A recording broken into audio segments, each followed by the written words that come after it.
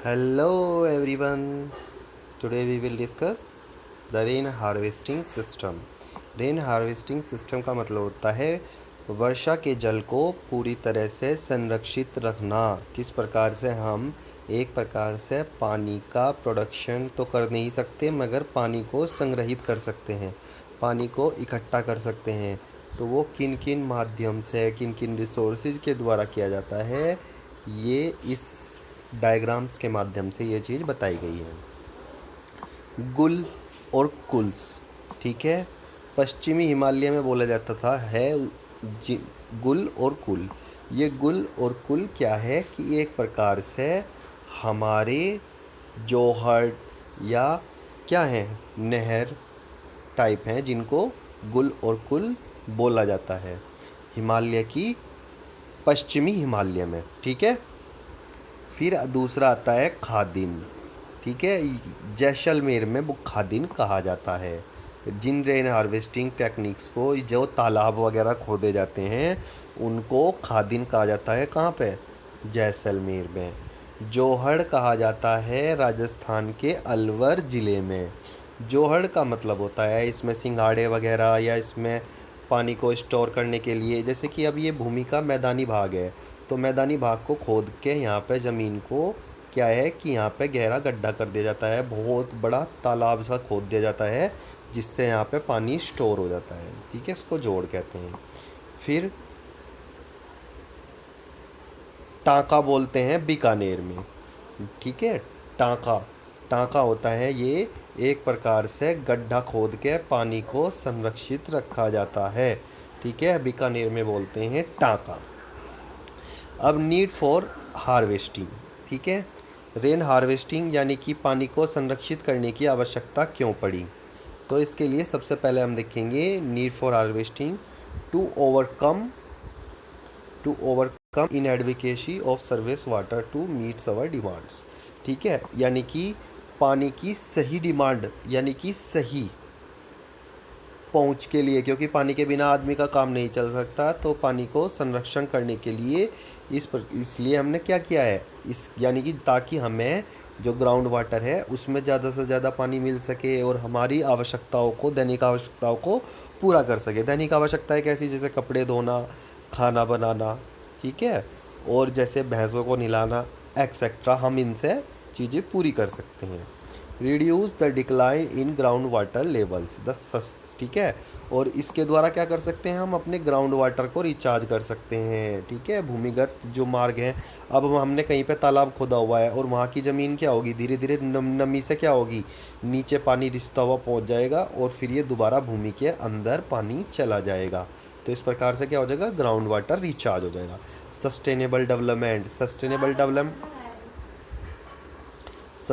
Development का मतलब क्या है कि सस्टेनेबल डेवलपमेंट का मतलब है कि पूरी तरह से ये चीज़ें क्या हो रही कि हमारे भविष्य में पूरी तरह से संरक्षित रखा जा रहा। यानी कि क्या है सस्टेनेबल डेवलपमेंट, ये है कि अपने आज के रिसोर्सेज को हानि पहुंचाए बिना भविष्य के रिसोर्सेज को बचा के रखना, we can called the sustainable development, ठीक है। और इसमें जुडिशियस, ठीक है, जुडिशियस डिस्ट्रीब्यूशन करना, यानी कि इस प्रकार से रिसोर्सेज को बांटना ताकि भविष्य की आने वाली पीढ़ियों के लिए वे रिसोर्सेज कभी भी ख़त्म ना हो, ठीक है।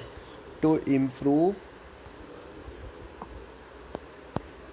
हाँ आ जाओ, to improve ground water quality, और वाटर जो ग्राउंड वाटर है उसकी क्वालिटी भी इंक्रीज होगी।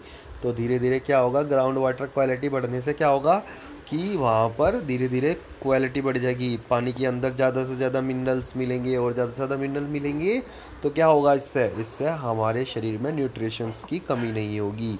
टू इंक्रीज एग्रीकल्चर प्रोडक्ट, ठीक है, जो नहर हमने खोदी है, जो हमने तालाब खोदे हैं, तो हम उससे अपना एग्रीकल्चर प्रोडक्शंस इंक्रीज कर सकते हैं। To enhance the ecology by increase the vegetations cover, ठीक है, और इससे हम नेचुरल वेजिटेशन बढ़ा सकते हैं, हम जंगल बढ़ा सकते हैं, ठीक है, और हम इसमें नेचुरल फिनोमेना या फिर हम अपने वाइल्ड लाइफ रिसोर्सेज को पूरी तरह से संरक्षित रख सकते हैं। अब आते हैं हम advantage of rain water harvesting, और इसके हमें क्या क्या लाभ हैं। एक तो low cost of water storage. किसी को तालाब खोदने वगैरह में हमें 2 या 3 मज़दूरों से ही हम किसी तालाब को खोद सकते हैं पूरे दिन में। तो इससे क्या होगा, हमें लो कॉस्ट पड़ेगी, यानी कि बहुत ही कम पड़ेगा।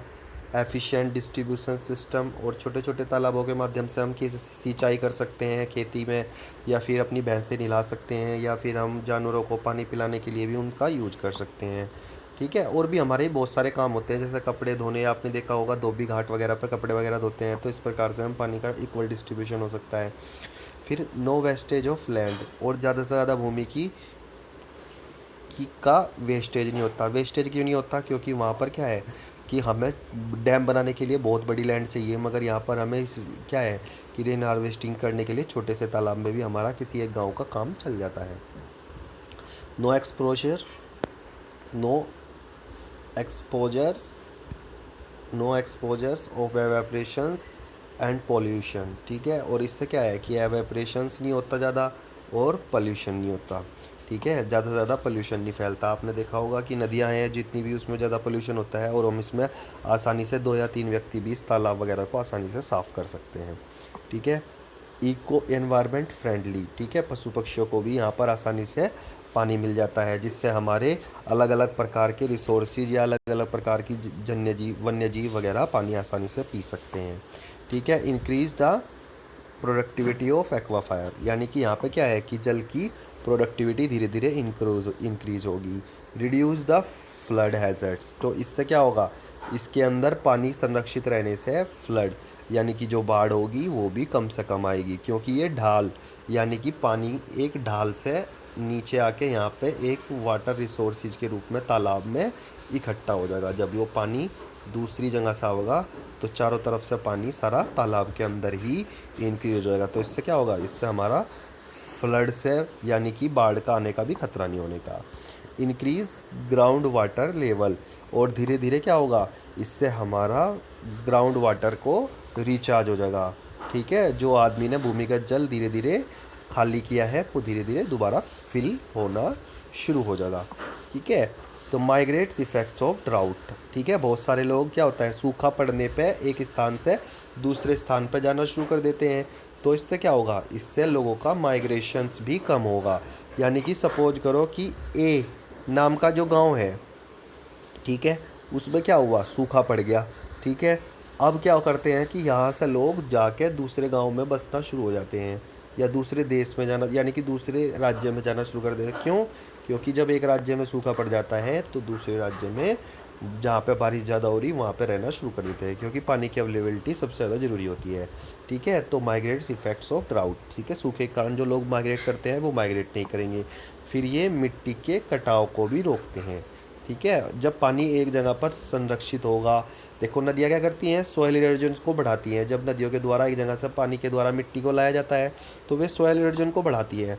मगर जब पानी तालाब के द्वारा, सपोज ये तालाब है और ऊपर से पानी आया, ऊपर से पानी बारिश के रूप में आया, तो वो एक ही जगह पर सारा पानी कलेक्ट हो जाता है। तो ये क्या है, ये रिड्यूस करता है सॉइल इरोजन को। तो इस प्रकार से हमने आज के डायग्राम को समझा। ठीक है, थैंक यू वेरी मच।